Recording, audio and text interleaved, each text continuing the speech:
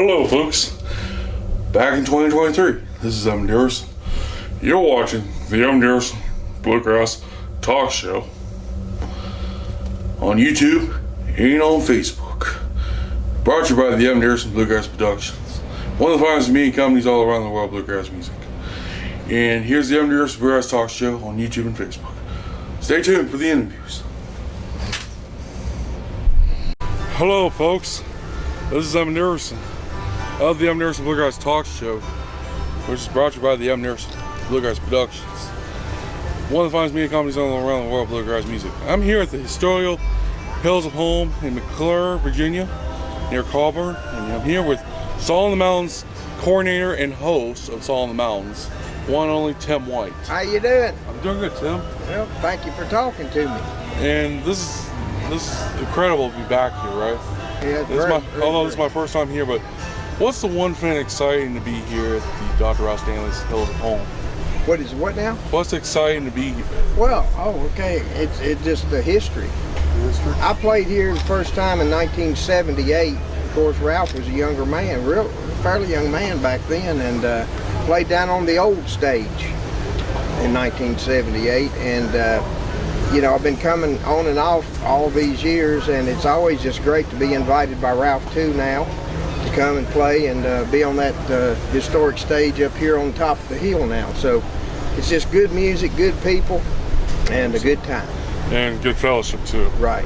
And Tim, and let's talk about Song in the Mountains. You're the coordinator and the host. Right. How long have you been doing both of those jobs for? We are in our 19th season. We started in 2005. And it's just been a phenomenal ride. I thought when we started it we might be a 2 or 3 year project, and anyway, we're 19 years later still going strong, and has had a who's list of musicians on there, everybody from Tom T. Hall, Kathy Mattea, Mike Seeger, and a host of other, Marty Rayburn, you name it, they've been on our show, and it's been a real joy. And the late Dr. Rouse Stanley. Yeah, Dr. Ralph was on there several times, and Ralph too as well. Oh yes. And I know you're a big fan of bluegrass, but how did you get into bluegrass? Well, I grew up, born and raised in Roanoke, Virginia. I used to watch Don Reno and Red Smiley on the TV. They had the Top of the Morning show with Herb Sharp in Roanoke, Virginia. That kind of planted the seed when I was a toddler.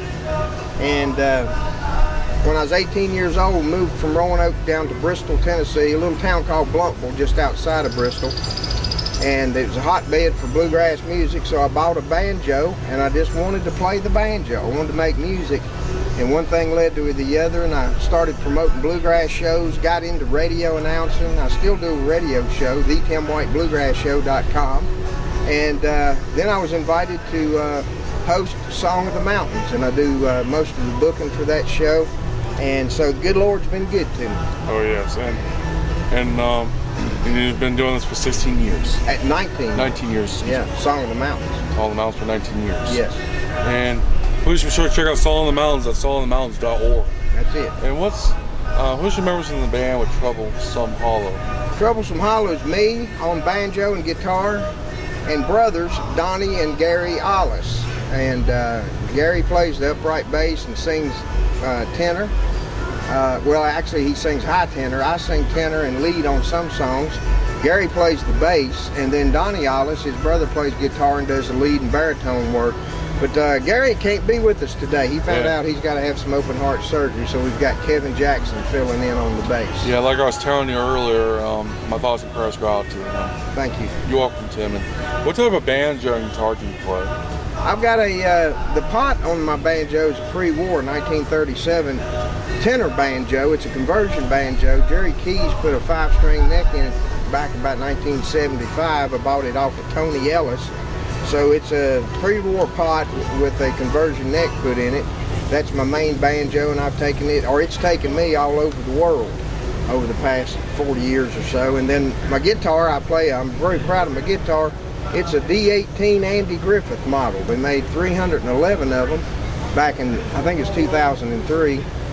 And I ended up with 3 of them. I'm a big Andy Griffith Show fan, and it's a fine guitar. I'm a fan. My dad got me into being a fan of the Andy Griffith. Oh yeah. My father and business partner Wayne Dickerson, give him a shout out, but he's right on the young side, but I can't show that on the camera. But But anyway, let's give them a shout out. But anyway, songinthemountains.org is where you can find everything about Song in the Mountains. Where is the Song in the Mountains at? We do it out of the historic Lincoln Theater in Marion, Virginia, which is right along Interstate 81, exit 45, Marion, Virginia. Songinthemountains.org, like you said, and we tape the first Saturday of every month. But we're on PBS affiliates, over 200 of them, every week. That's really good. And be sure to check Song in the Mountains out every Saturday once a month. Right. And thank you so much, Tim. It's a pleasure. Yeah, thank you for taking the time to talk to me. And a privilege. And be sure to check out Tim Wayne and Turtle So Hollow at 5 o'clock tonight. And it's good to meet you. And thanks so much. I'm Evan Dickerson from the Evan Dickerson Talk Show. See you guys in the next interview.